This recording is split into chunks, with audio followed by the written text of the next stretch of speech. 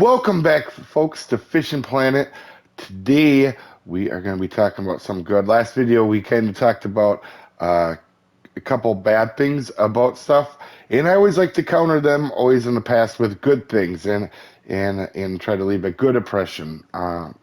And so today, we're going to talk about the top 5 things I like about Fishing Planet. And I can tell you, I've been playing since 2015. I started on PC when the game came out and then switched to PS5 in September of 2007, or PS4, PS5 in 2007 or 17. And played a long time and now have 848 videos out on this, which definitely is by far the most videos out on Fishing Planet. So there's a lot of things I could talk about why I like Fishing Planet and why I still do videos all the time. We still do on the channel generally at least 7 videos a week. Sometimes when events out, as many as 25. So there's a lot of cool stuff to talk about today. So let's get started, folks. And I'm going to rank these in my order that I personally have them at. And if I miss anything, put down in the comments, because I really want to hear the comments on this, of what people like about Fishing Planet, because it does mean a lot to me to know what you guys like and are interested in, obviously, as I make guides on the game. But at number 5, bear with me. At first, you guys are going to cringe. But this is not a pay-to-win game. And what do I explain by that is you can do everything in this game without putting a dime into it. It's a true free-to-play game. Outside of 2 boats in the game, everything is functionally the same. And when I mean that, I'm not talking about different skins. All right, like for example, this Fire Zeus from the DLC is the exact same pole as this Fire Zeus 270 or 810. They're exactly the same function. They are exactly the same pole functionality wise. So, but outside of that, in fact, and it wasn't until I started in 2015.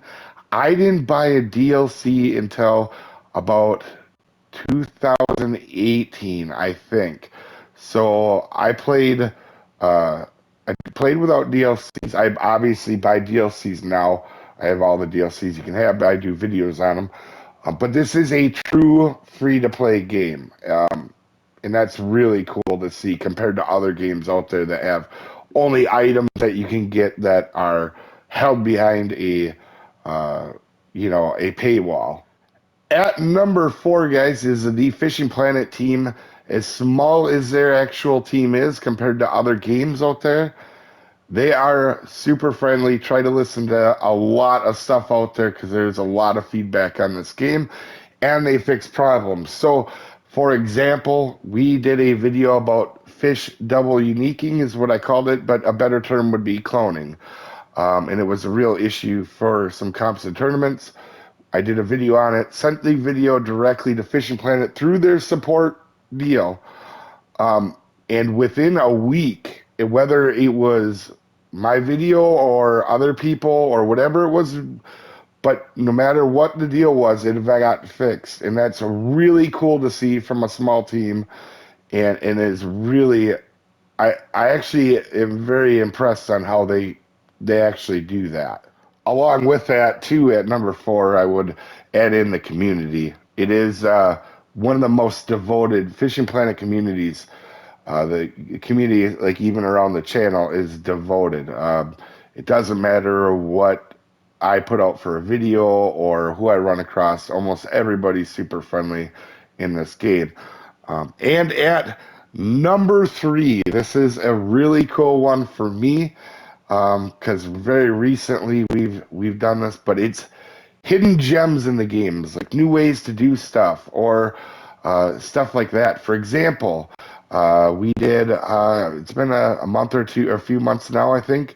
But obviously, everybody knew about oversized carp and like oversized bream, but I happened to find, and it was really cool to be the first person to find it, but the oversized other fish, like the beluga, the oversized catfish, the oversized little European fish that we found here on the channel. Completely new, like nobody had known about them. And I learned something all the time in this game, and that's like a really good example of it. There's always another way to do something in this game, whether it's catch a fish, I mean, even do a comp. There's just so many ways to play this game the way you want, and all the hidden stuff that's in it that you learn as you go. You constantly, for me, there's always something for me to learn in this game, a new trick or something. At number two for me is there's always, almost always something to do in this game. The like for example, your challenges, or there's a hundred. Like for example, there's 100, over 120 for sure challenges to do. There's comps, there's tournaments to do. My personal favorite is missions. Oh, well, I'm on current. I have all the missions done, but if you go over here, you can see we can look at all these missions. They're just everywhere. Closing these. There's so many missions, monster missions, events to do that it is really hard to get bored in this game. This is one of the few games I have taken not many breaks or no breaks from. I've taken, I think, one break from this game since it's been out. At number one, and along with number two, these are the most important two on this whole list for sure. But at number one, guys, is uh, how they are actively adjusting, adding to the game. It's insane. A lot of games now, a lot of games that I cover, that I played on, we have, I don't know, 9 or 10 games we played in the last year consistently on the channel, or 2 years. This is the one game that is super actively being developed and added onto, and probably the most actively improved game that I play. There's always it's like a week or two, and there's a new monster mission, or like for example, in the last 6 months, these I don't know if these are exact numbers. I'm going off the top of my head. So for like tournaments, we got new 3 tournaments in this last 6 months. We got a new lake. I think there's probably more, but at least 8 missions I can think of off the top of my head. 3 monster missions, maybe four monster, maybe. Uh, 5 or 6 new comps at the new lake, and we've had 2 events in the last 6 months. So I mean, there's always something going on, guys, in this game and actively being adapted, and that's why I think the future of this game is really awesome because you see how crowded the U.S. map is. This is not very crowded in South America.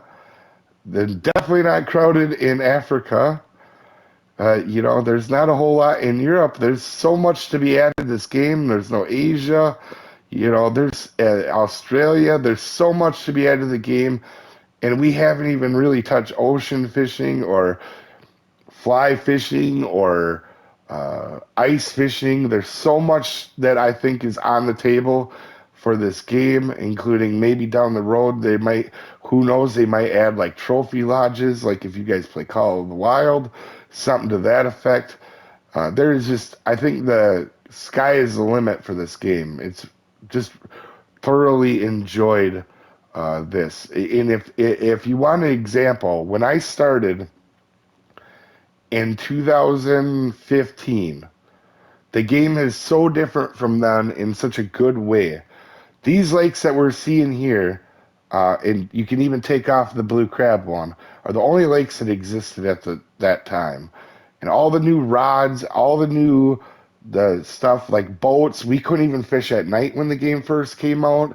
There was none of these new maps. All these are new. All these new maps that aren't on North America. It's amazing to me to see how the game's changed when you go back and look at the beginning of it. And I can't wait to see what they bring in the future. But anyway, guys, down in the comments, please put down what your favorite thing is about the game. And I always reply to comments unless they're absolute crazy comments, like the game is cheating me every time I play or something like that. But you guys have a wonderful day, and I will see you next time, folks.